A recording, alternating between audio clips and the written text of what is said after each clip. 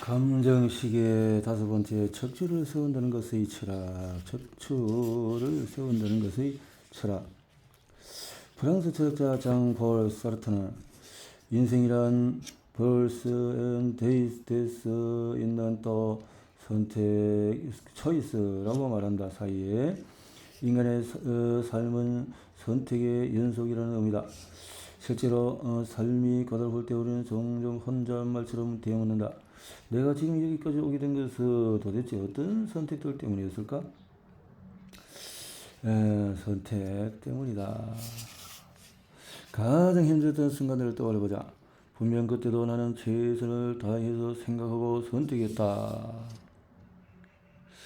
그래서 이렇게 주의력이 곧 선택이다. 인간이 무언가를 선택할 때 가장 중요한 기능은 주의력이다. 단어 그대로 주의를 주지 않으면 선택 자체가 일어나지 않는다. 주의력이 어디로 향하는가에 따라서 선택의 폭과 방향이 결정된다. 다시 말해서 주의력이라는 문지기가 어떤 방식으로 문을 열고 닫는가에 따라서 선택 가능한 경로가 결정이 된다. 여기서 주의력의 방향을 바꾸는, 즉 선택을 느끼고 반응하게 만드는 회로로 작용하는 기관이 척추이다.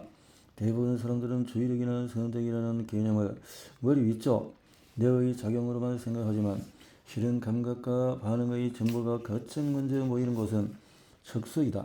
척수는 감각과 운동의 중개소 역할을 하며 특히 위급하거나 무의식적인 상황에서는 뇌보다도 먼저 반응한다. 뜨거운 것을 만졌을 때 손을 먼저 빼고 나서야 뜨겁다고 인지하게 되는 것도 이 때문이다.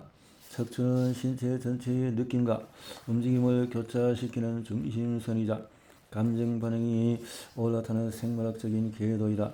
다시 말해서 주의력은 뇌에서 지시를 내리는 정신적인 작용이기도 하지만 몸으로부터 올라오는 감각의 물결을 따라가는 물리적인 흐름이기도 하다.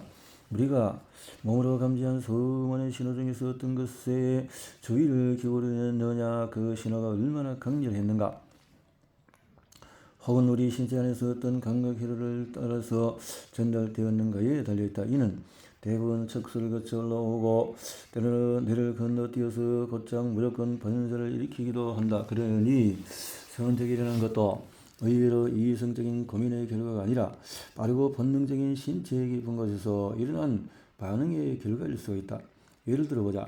지금 이 글을 모료하여서 읽는 동안에 특별한 심장질환이 없는 독자라면 아마 자신의 심장박동에 주의를 기울이지 않을 것이다. 그렇다고 심장이 멈춰 있는 것은 아니다. 지금 이 순간에도 심장은 규칙적으로 뛰고 있다. 잠시 왼쪽 가슴에 손을 얹고 피부에 전해지는 미세한 리듬에 인내심을 갖고 집중해보자. 천천히 가만히 그러다가 보면은 심장박동이 손끝에 전해지는 감각이 인식되기 시작할 것이다. 같은 신체의 자극이라 하더라도 주의력이 어디에 머무는가에 따라서 그 느낌은 완전히 달라진다. 책에 집중할 때의 느낌과 심장박동에 집중할 때의 느낌은 명백히 다르다.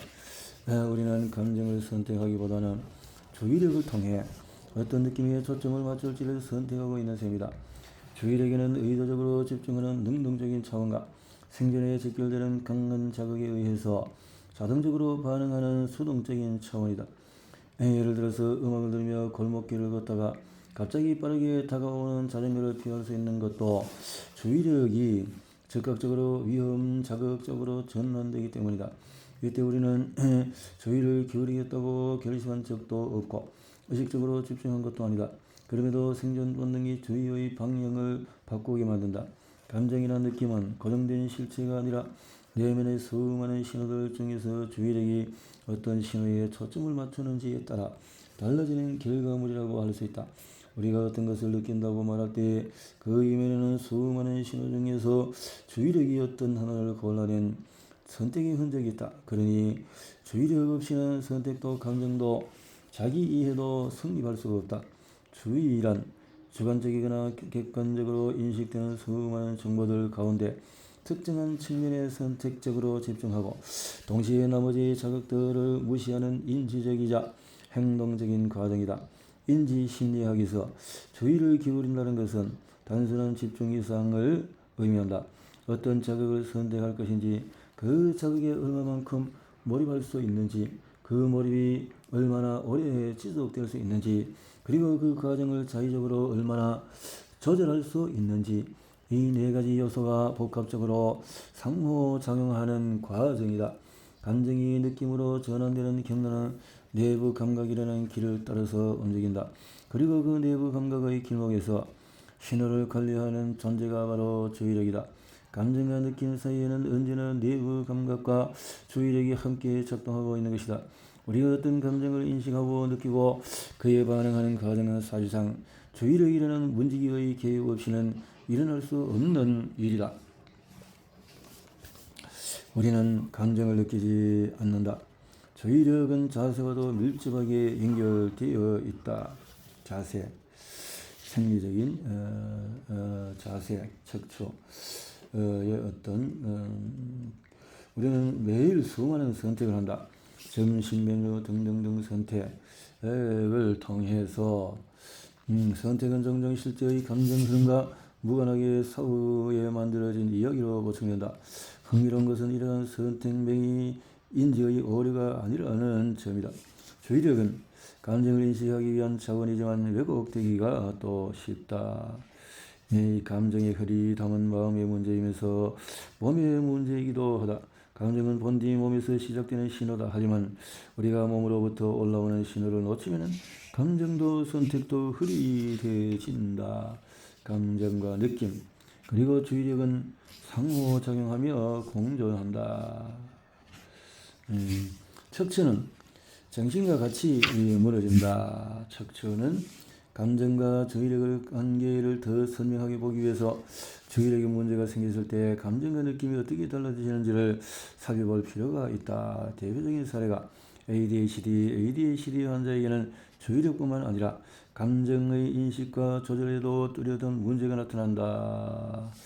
그런데 ADHD 환자에게 발생하는 주의력 문제는 선택보다도 억제 행위와 관련되어 있다. 억제 행위와 관련이 되어 있다. 감정과 주의력이 어지러워질 때 문제를 내에서만 찾을 수는 없다. 이 문제는 척추를 통해서 몸 전체가 어떤 중심을 유지하고 있는가, 그리고 그 중심이 얼마나 안정적으로 감각신호를 조율해내고 있는가를 따져보게 한다. ADHD는 그 조율 메커니즘이 지속적으로 흔들리는 상태라고 할 수 있다. 우리는 감정의 문제를 의지나 성격의 탓으로 돌리지만 그보다 먼저 봐야 할 것은 신체 리듬, 그 중에서도 척추가 만들어내는 중심 감각이다. 감정의 태엽이 느슨할 때 주의력이라는 바늘도 헛돈다. 그리고 그 흐트러짐은 선택의 착시로 이어진다. 우리가 느껴야 할 감정을 놓치고 읽어야 할 신호를 지나친다. 습관적 판단과 타성에 물든 해답만 찾게 된다. 척추는 감정을 지탱하고 주의력을 보존하며 선택을 가능하게 하는 눈에 보이지 않는 기둥이다. 척추가 무너지면 감정은 뭉개지고 주의력은 흩어진다.